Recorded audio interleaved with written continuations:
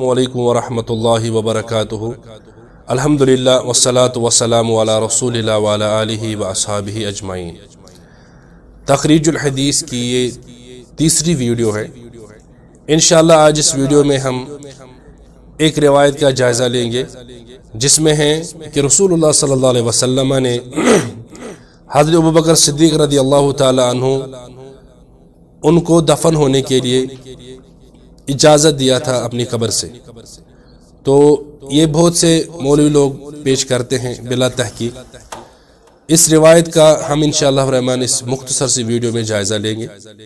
सबसे पहले इसमें जो अल्फाज आए हैं उनमें से चंद अल्फाज हम आपको सुनाएंगे। हज़रत अली रज़ियल्लाहु ताला अन्हु वो कहते हैं कि लम्मा हज़रत अबू बकर वफ़ात, जब अबू बकर सिद्दीक़ रज़ियल्लाहु ताला अन्हु उनके लिए आखिरी घड़ी आ गई, यानी जब उनका इंतकाल का वक़्त आया तो उन्होंने मुझे अपने सर के जानिब बिठाया, अक़अदनी अला रासिही, और उन्होंने मुझे कहा कि या अली रज़ियल्लाहु ताला अन्हु, जब मैं इंतकाल कर जाऊं फगस्सिलनी, तो तुम मुझे गुस्ल दोगे, बिलकफ़िल लज़ी गस्सलत बिही रसूलुल्लाह सल्लल्लाहु अलैहि वसल्लम, आप मुझे इन हाथों से गुस्ल देना जिन हाथों से आपने अबू बकर हज़रत मोहम्मद सल्लल्लाहु अलैहि वसल्लम को गुस्ल दिया। इसके बाद मुझे उठाकर ले जाना रौज़े रसूल सल्लल्लाहु अलैहि वसल्लम के पास, वहां से इजाज़त लेना, जब वहां से आपको इजाज़त मिले तो फिर मुझे वहां पर दफन करना। अली रज़ियल्लाहु तआला अन्हु कहते हैं कि फिर हमने ऐसा किया, हम गए रोज़े रसूल के पास, तो वहां से हमने इजाज़त के लिए कहा कि या रसूल अल्लाह हाज़ा अबू बकर मुस्तअज़िनुन, ये अबू बकर सिद्दीक़ रज़ियल्लाहु तआला अन्हु ये तो इजाज़त चाहते हैं। तो फ़रअयतुल बाब क़द तुफ़्तह, तो मैंने देखा ये जो दरवाज़ा है ये खुल गया। तो दरवाज़ा खुलने के बाद अबू बकर सिद्दीक़ रज़ियल्लाहु तआला अन्हु को वहाँ दफन किया गया और वहाँ आवाज़ आई कि दोस्त को दोस्त के पास दाखिल कर। तो ये रिवायत पेश की जाती है जो अमूमन पिछले 1-2 महीनों से ये पोस्ट भी गर्दिश कर रहा है। तो ये जो रिवायत है ये मुख्तलिफ किताबों में आई, तारीख की किताबों में भी, तफसीर की किताबों में भी और हदीस की किताबों में भी। तारीख की किताबों में मिसाल तारीख दमिश्क में ये रिवायत असलन उधर ही सनद के साथ आई है, और तफसीर में ये रिवायत तफसीर कबीर उसमें भी है, और या अकीदे की किताब में अशरिया इमाम आजूरी उसमें भी है। लेकिन सनद के साथ जहां पर ये रिवायत आई है वहां पर वो आई है तारीख दमिश्क में। तो हम तारीख दमिश्क में इसकी सनद देखते हैं, क्या वो सनद इस पाए सबूत को पहुंची है कि हम इस रिवायत को बयान करेंगे, या ये रिवायत इस दर्जे की नहीं है कि इसको बयान करना ही जायज़ ना हो। अक्सर यहाँ पर क्या होता है, मैंने खुद एक मौलवी साहब को सुना, वो इस रिवायत को बयान करने के बाद अहलुल हदीस पर इतना कीचड़ उछाड़ते हैं, ये लोग पता नहीं क्या क्या बोल रहे हैं, इनकी अकायद खराब है। ये देखो अबू बकर सिद्दीक़ रज़ियल्लाहु ताला अन्हु जब उनका वफात का वक़्त आया तो उस वक़्त कौन कौन से मोजज़ात सामने आए, क्या क्या उस वक़्त हमारे सामने हमारे असहाब ने देखा। तो रसूलुल्लाह सल्लल्लाहु अलैहि वसल्लम ऐसा कर सकते हैं, ऐसा कर सकते हैं। तो वो इस रिवायत की बुनियाद पर, तो हम सबसे पहले इस रिवायत का ये मतन तो हमने आपके सामने पढ़ा थोड़ा। तो इस रिवायत की जो सनद है तफसीर कबीर अशरिया इमाम आजूरी, यहाँ पर इसकी सनद मौजूद नहीं है। तो हमें जाकर इसको असल किताब से देखना है जहाँ पर इसकी असल सनद मौजूद है। तो इसकी सनद जो है वो तारीख दमिश्क में मौजूद है। तारीख दमिश्क में इसकी सनद इस तरह आई है कि अबू ताहिर अल मक़दसी वो रिवायतें बयान करते हैं अन अब्दुल जलील से। तो तारीख दमिश्क में जो ये बुनियादी ये 2 रावी हैं, अबू ताहिर अल मक़दसी वो इस रिवायत को अब्दुल जलील से नकल करते हैं।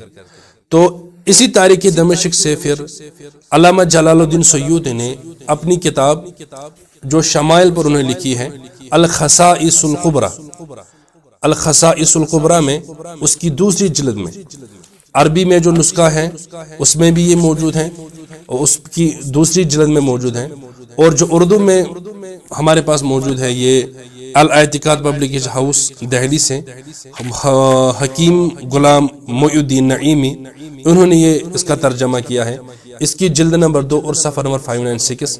تو تاریخ دمشق سے پھر اس کو نقل کیا ہے علامہ جلال الدین سیوطی نے۔ تو سند جو ہے وہ سب جگہ ایک ہی ہے، ابو طاہر المقبہم موسیٰ بن محمد وہ نقل کرتے ہیں عبد الجلیل سے۔ تو سب سے پہلے ہم ان دو راویوں کا حال آپ کے سامنے سنائیں گے۔ امام ابن عساکر رحمہ اللہ خود اس روایت کو نقل کرنے کے بعد کیا لکھتے ہیں؟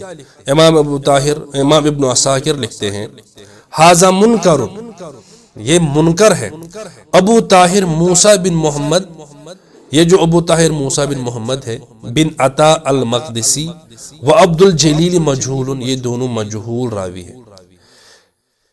اور اسی طرح کہتے ہیں والمحفوظ ان الذی غسل ابا بکر امرأته اسماء بنت امیس، جو محفوظ ہے کہ ابو بکر صدیق رضی اللہ تعالیٰ عنہ کو حضرت علی رضی اللہ عنہ نے غسل نہیں دیا، ان کو تو غسل دیا ان کی بیوی اسماء بنت امیس نے۔ تو یہ روایت جو ہے اس کو منکر خود کہتے ہیں امام ابن عساکر رحمہ اللہ تعالی۔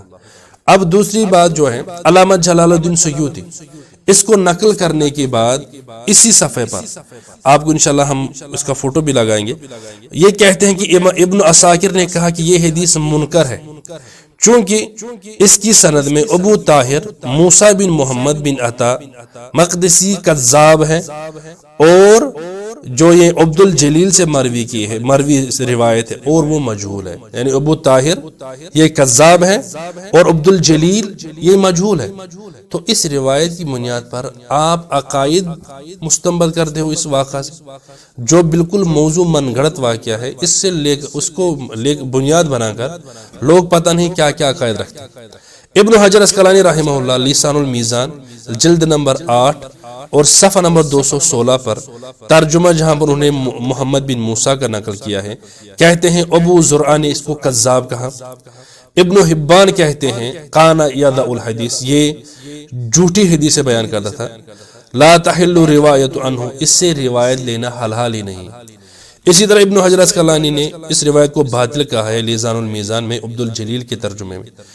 آخر پر ہم اس روایت کا اس راوی کے بارے میں آپ کو امام ذہبی رحمہ اللہ کا، امام ذہبی رحمہ اللہ جو فن اسماء و رجال کے مایہ ناز امام مانے جاتے ہیں، ان کی کتاب ہے میزان الاعتدال، اس کی جلد نمبر ہے میزان الاعتدال جلد نمبر ہے 7، اور جو ترجمہ ہے موسیٰ بن محمد بن عطا الدمیاطی المقدسی الواعظ ابو طاہر، کہتے ہیں کذبہ ابو زرعہ و ابو حاتم، ابو زرعہ اور ابو حاتم الرازی دونوں نے اس کو کذاب کہا۔ وقال نسائی لیس بثقۃ، امام نسائی کہتے ہیں کہ یہ ثقہ نہیں ہے، اور وقال دارقطنی وغیرہ متروک، اور امام دارقطنی اور دیگر کہتے ہیں کہ یہ متروک الحدیث ہے۔ اور اسی طرح کہتے ہیں وقال ابن حبان کہتے ہیں لا تحل روایت عنہ، اس سے روایت لینا جائز نہیں ہے کیونکہ یہ حدیث گھڑتا تھا۔ ابن عدی کہتے ہیں کانا یسرق الحدیث، یہ حدیث چوریاں کرتا تھا۔ تو جو اس پر تذکرہ امام ابن حجر اسقلانی نے کیا ہے، وہی اس کا ترجمہ نقل کیا ہے امام ذہبی رحمہ اللہ تعالی نے۔ تو خلاصہ کے اعتبار سے یہ روایت بالکل موضوع من گڑت ہے، سفید جھوٹ ہے۔ اس کی جو سند ہے اس میں 2 راوی ہے، ایک ہے ابو طاہر محمد بن موسیٰ جو کذاب ہے عند المحدثین، اور دوسرا عبد الجلیل ہے جو بالکل مجہول ہے۔ تو اس روایت کو بنیاد بنا کر عقائد اس سے لینا یا اس طرح کی باتیں کرنا کہ یہ اہل الحدیث اس طرح یہ بات نہیں مانتے وہ بات نہیں مانتے، یہ بالکل جاہلوں کی باتیں ہیں۔ اللہ تعالیٰ سے ہمیں یہی امید ہے انشاءاللہ اللہ تعالیٰ سمجھنے کی توفیق عطا کرے۔ آخر پر میں یہ بات بھی یہاں پر کہنا چاہتا ہوں کہ جب اس طرح کی باتیں ان لوگوں سے کہی جاتی ہے کہ یہ تو بالکل موضوع من گھڑت روایت ہے، تو یہ کہتے ہیں کہ فضائل میں ضعیف روایت بھی چلتی ہے۔ اس پر انشاءاللہ الرحمن کبھی اگر موقع ملا تو ہم اس پر ایک ویڈیو ریکارڈ کریں گے کہ فضائل میں کیا ضعیف روایت کا لینا، پوری امت کا اتفاق ہے اس پر۔ حالانکہ یہ جو نام لیتے ہیں ضعیف، فضائل میں ضعیف روایت قابل قبول ہے، حالانکہ یہ بھی درست نہیں ہے، لیکن پھر پیش کرتے ہیں موضوع من گھڑت. یہ روایت تو ضعیف نہیں، یہ تو موضوع من گھڑت ہے. آپ نے تو فضائل میں اب موضوع من گھڑت روایتوں کو بھی بیان کرنا شروع کر دیا ہے. تو میں عام طالب علموں سے، عام عوام سے یہی گزارش کروں گا کہ اس طرح کی کوئی روایت کسی بھی آدمی سے سن کر آپ کبھی بھی پریشان نہ ہو. ان کا ماخذ چیک کرے، ان کی سندیں چیک کرے، محدثین نے ہمیں ان روایت کے بارے میں کیا کہا ہے، اس روایت کے بارے میں کیا کہا ہے. ابن حجر اسقلانی کہتے کہ یہ روایت باطل ہے، یہ روایت امام ابن عساکر کہتے یہ روایت منکر ہے. کیوں؟ کیونکہ اس میں دو راوی کذاب ہے، ایک راوی کذاب ہے، ایک راوی مجہول ہے. تو یہ روایت کسی درجے کی نہیں ہے. اللہ تعالیٰ سے گزارش ہے، اللہ تعالیٰ سے دعا ہے کہ اللہ ہمیں سمجھنے کی توفیق عطا کرے. والسلام علیکم ورحمۃ اللہ وبرکاتہ.